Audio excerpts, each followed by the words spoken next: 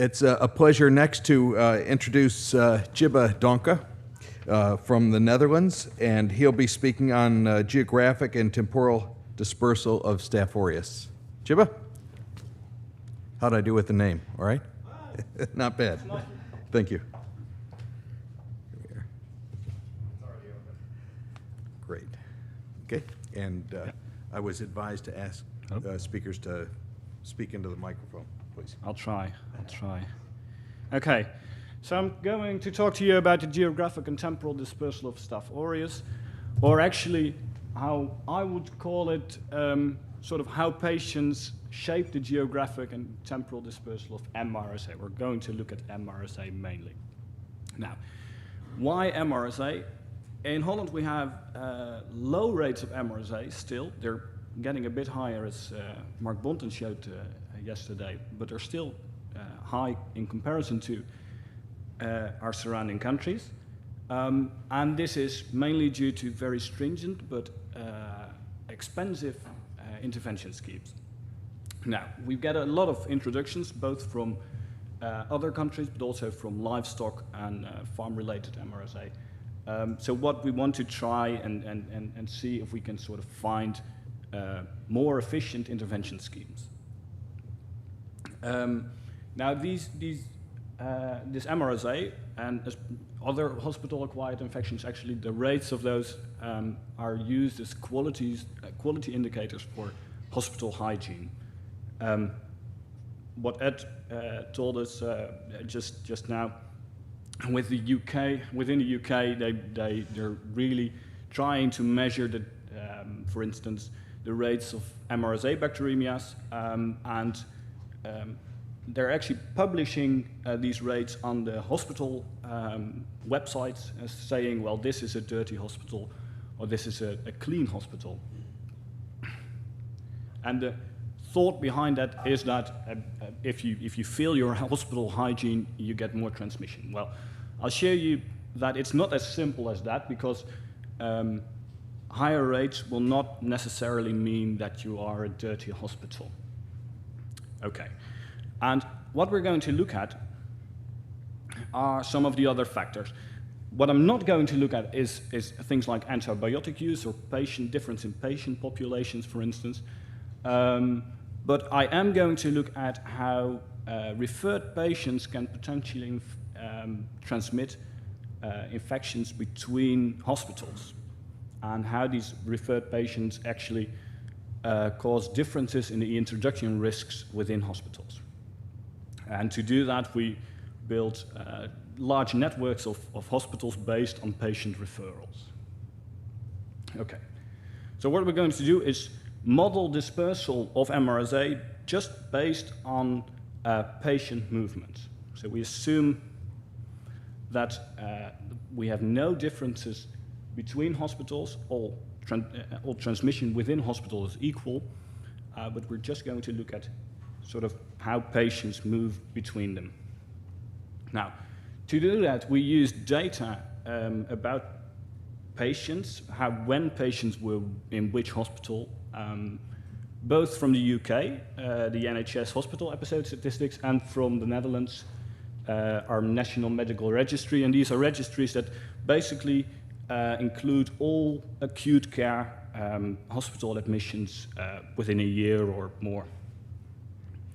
Okay, and we're going to build a model that's sort of a simple model of a hospital. We don't assume any ward structure within a hospital. One hospital is just a sort of a mixing pot of patients. All patients meet every other. Now, to do this, we need to simulate movement of patients. We only have 1 year of data, so we need to resample our data set to create a longer data set, because the spread of MRSA is just longer than just the 1 year. And within these hospitals, we assume sort of density-independent transmission. We don't want larger hospitals to have a higher rate because they are larger.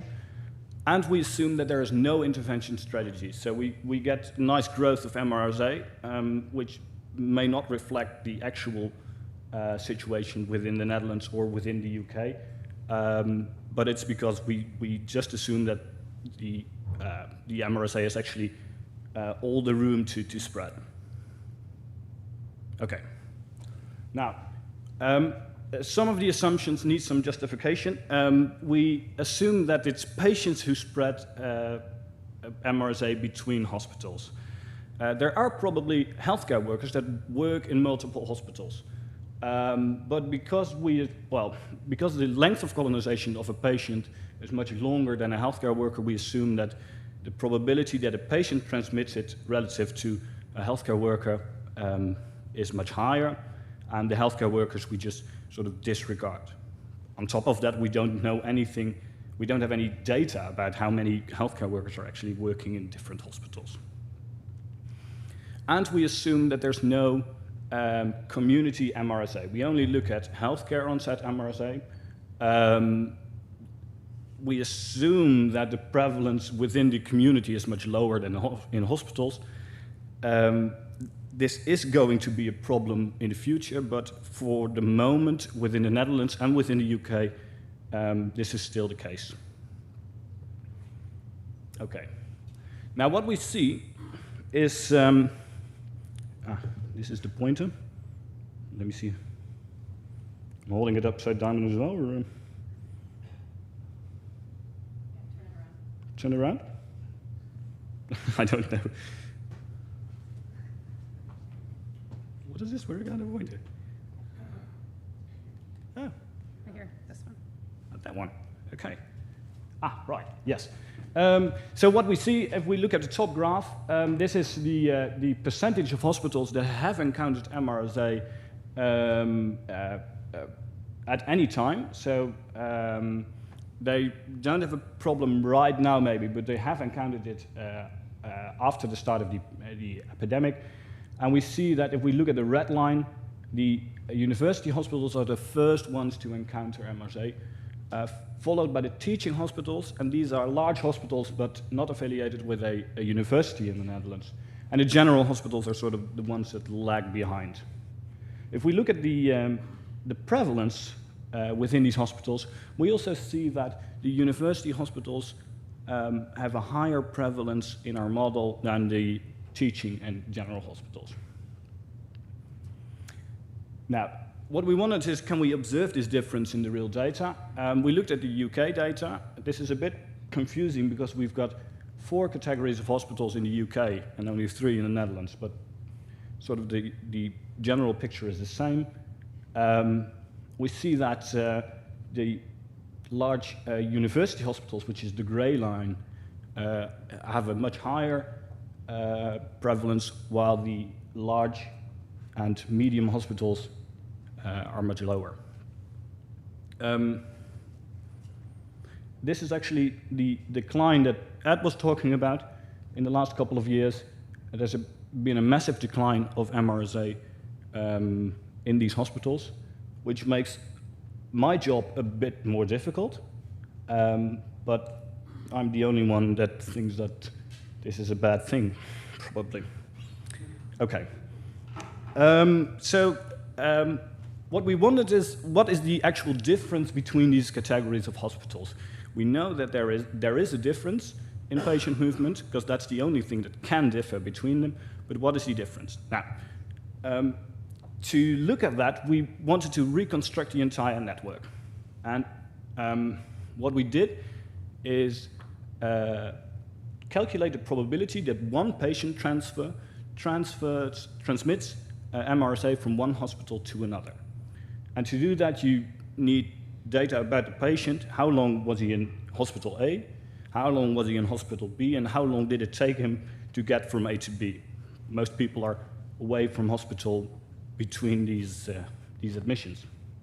Now, if you take all these patient transfers, you get an entire network of hospitals, a sort of a weighted network of probabilities. And if you want to know more about how we do this, because I'm not going into detail, you should read our paper in PLOS Computational Biology about it. It will tell you all you need to know. Now, what you end up with is a large network. This network is highly connected. an average hospital is connected to about 90% of the other hospitals, and in the UK, these are 143 hospital trusts, I think. So that's a lot of connections. But what you also see is that that's sort of nice, these squares over there and over there are the university hospitals, which seem to be sort of central within groups of hospitals. And what we wanted to know is what kind of properties can we measure within this network in the different hospitals. And what you can look at is then the in degree, which is the sort of the amount of contact one hospital receives from all others. The out degree, which we don't use now, but is the reverse, how much contact has one hospital with all surrounding. And the relative in degree, and this is the one we look at, which is the in degree, so the amount of contact a patient has with all surroundings, divided by the number of admissions within this hospital, which gives you sort of the fraction of patients that are potentially infectious or infected upon arrival within this hospital.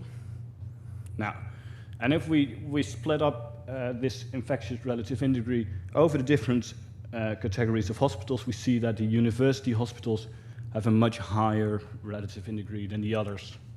So it seems that the connectedness of a hospital is telling you something about the risk of having a high prevalence of MRSA. Now, this is nicely showing it at the level of the categories of hospitals, but what we wondered is, can we observe this at an individual hospital level? But we need to make a small sidestep, and that's because these groups of hospitals we have, so these nicely sort of surrounding hospitals of university hospitals, they play a role, also a sort of a role in the prevalence, and it's because, well, if you can try and find these clusters, and then you have very large ones. So, for instance, London has 25 hospitals that are closely connected to each other, while Sheffield is the smallest, which is over there, has only 5 hospitals that are closely connected, and the rest of the network is sort of further away from these 5 hospitals.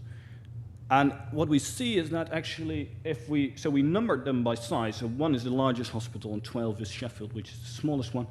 The largest clusters show a higher mean incidence than the smaller. And this is true for all years. So it nicely correlates so there's a nice correlation between the size of a cluster and the incidence. You can find reasons why this is. It's probably because you get outbreaks in single hospitals which spread only within the cluster. But we need to take that into account if we look at the single hospital level. So what we did is, for each hospital, find the correlation between, calculate the correlation between the relative in degree and the reported MRSA rate, and we get nice correlations, especially for the larger clusters. We see a clear positive correlation. Now, you can do this over all 8 years, and you get sort of, the majority is positive, but it declines rapidly at the end.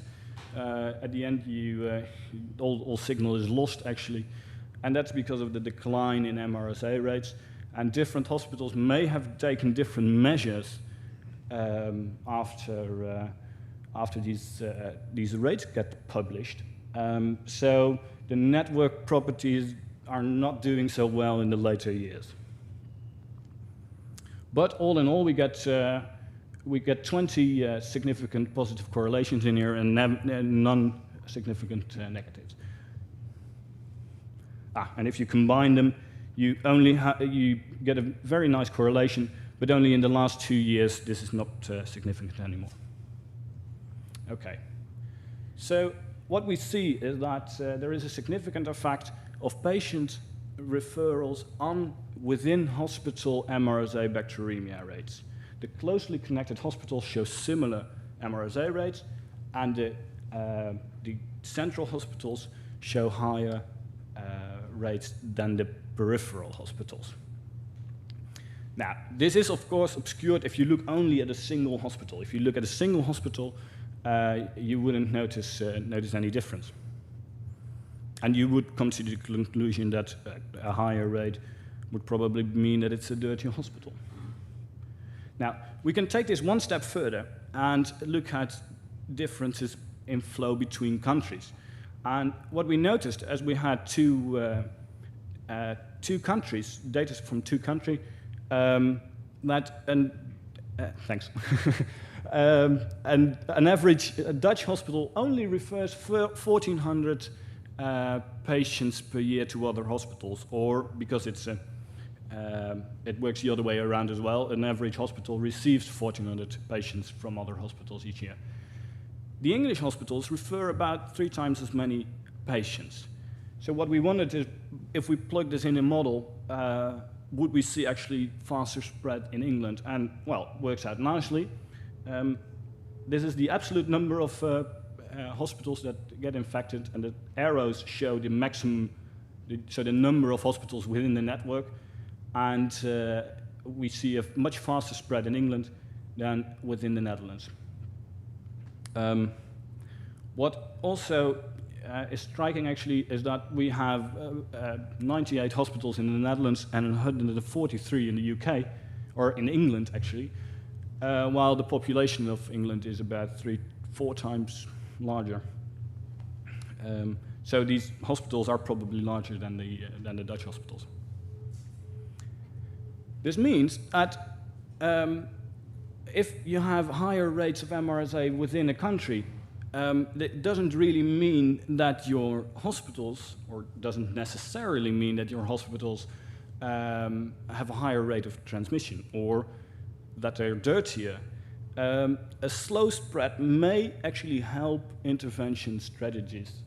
If you try and fight a fire, a bushfire at high winds, you have a problem because you fight it here and then it's over there. It's sort of the same in England. You try and intervene in one hospital, but while you're doing your job there, it's already at another hospital. So in conclusion, we see an effect of patient transferals on a number of levels, both on a hospital level, with higher risk of introduction in well-connected hospitals, on a cluster level, with fast spread within clusters, but slower spread between them, and on a national level, that if you have more shared patients between hospitals, that this can hinder your interventions. Now, and this means both that, so these rates of infections are not directly reflecting the success of hospital hygiene, but also it means that if you are creating sort of national specialist centers, centers that get patients from all over the country because they offer a certain treatment that the other hospitals don't offer anymore, that you're sort of rewiring this network. And this rewiring has an effect on the spread of these infections through this network. You create sort of higher connectivity between hospitals, but also between clusters of hospitals. And in the end, this will have an effect on your national intervention strategies, which is, I think, need to be taken into account if you try and create things.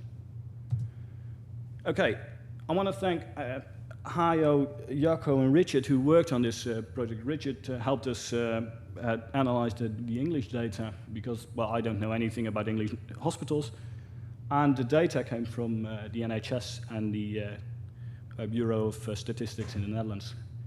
Thank you.